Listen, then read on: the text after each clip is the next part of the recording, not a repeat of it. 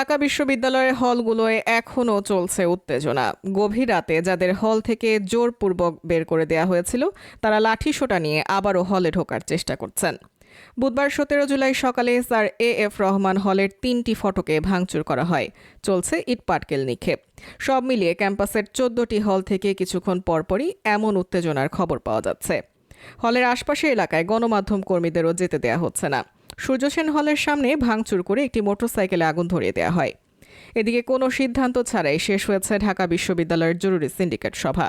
সকাল 10:15টার দিকে রেজিস্ট্রার ভবন সিন্ডিকেট সদস্যদের বৈঠক শুরু হয়। জানা গেছে বিশ্ববিদ্যালয়ের সার্বিক পরিস্থিতি নিয়ে জরুরি মিটিং করেন তারা। প্রায় ঘণ্টাখানেক মিটিং করলেও সেখান থেকে কোনো সিদ্ধান্ত আসেনি। পরে বৈঠক শেষে বেরিয়ে আসেন সিন্ডিকেট সদস্যরা। এদিন সকাল থেকে রেজিস্ট্রার ভবন এলাকায় প্রবেশ করতে দেওয়া হয়নি সংবাদকর্মীদের। বৈঠক শেষে পুলিশ ও বিজিবির পাহারায় রেজিস্ট্রার ভবন থেকে উপাচার্যের বাসভবনে প্রবেশ করেন সদস্যরা।